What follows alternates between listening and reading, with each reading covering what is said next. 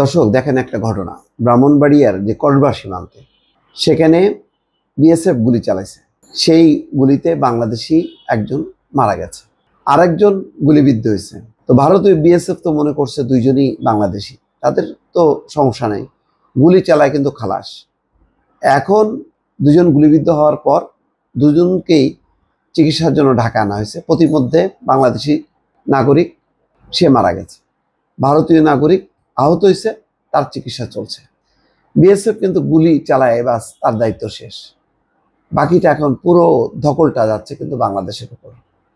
বাংলাদেশে একজন নাগরিক তো মারাই গেল, আরেকজন এখন তার নাম হচ্ছে সুজন বর্মন। এখন তার চিকিৎসা চলছে ঢাকায়, রাজধানীর মগবাজার একটা হাসপাতালে চিকিৎসাধীন অবস্থায় তাকে আটকও করছে, মানে বিজিবির পহরায় আছে।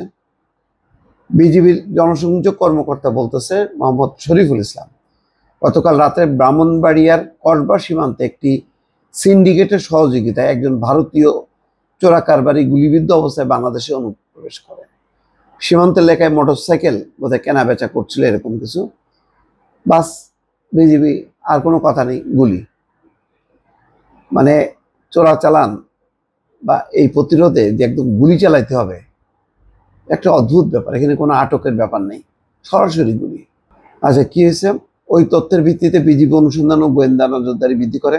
এরই ধারাবাহিকতা আজ ঢাকার মগবাজারে একটি হাসপাতাল থেকে তাকে আটক করে পুলিশে হস্তান্তর করা হয়।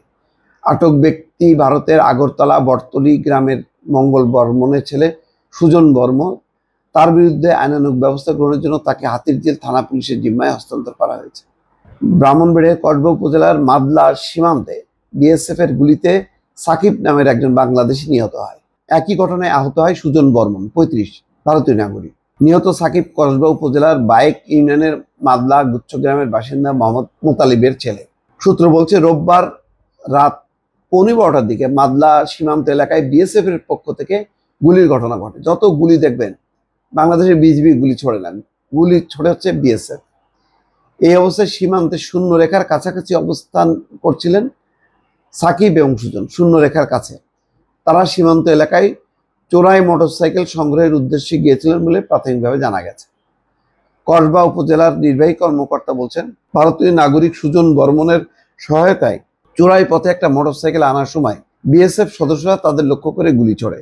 এতে দুইজনই গুলিবিদ্ধ হন। গুরুতর আহত অবস্থায় সাকিবকে প্রথমে ব্রাহ্মণবাড়িয়া সদর হাসপাতাল এবং পরে কুমিল্লা মেডিকেল কলেজ হাসপাতালে নেওয়া হয়। সোমবার সকালে তিনি মারা যান। বাংলাদেশিটা জীবন গেল, আর ভারতীয়টা তার হলো এখন চিকিৎসা চলছে। বিএসএফ গুলি করে বাস তার দায়িত্ব শেষ করলো। দেখেন, এই হচ্ছে বিএসএফ, যে তারা তাদের নাগরিক যে গুলিবিদ্ধ হলো এই খোঁজ নেয়। তারা তো মাশাআল্লাহ দিছি, 2টা বাংলাদেশি মানে ফেলাই দিছি। এই হচ্ছে মনোভাব নিয়ে সীমান্ত এলাকায় মানে ফ্রি স্টাইলে তারা গুলি চালাবে। আমার কথা হলো যে, এবং দুই দেশের কর্মকর্তারাও যেটা আলোচনা করে, যদি কেউ অস্ত্র সরবরাহ করে, দাগি, সন্ত্রাসী, জঙ্গি, সেই ক্ষেত্রে অন্য ব্যবস্থা। আর এই ক্ষেত্রে সিম্পল পেটের দায়ে চুরি, চোরাচালান, এই সমস্ত ঘটনায়, এই ঘটনায় কি একদম মানে গুলি করে ফেলে দিতে হবে? ফেলা যাবে না, তাদেরকে আটক করতে হবে। আটক করে আইন অনুযায়ী ব্যবস্থা নিতে হবে। কিন্তু এখানে সরাসরি গুলি করছে প্রতিনিয়তভাবে, এই গুলি আর থামছে না।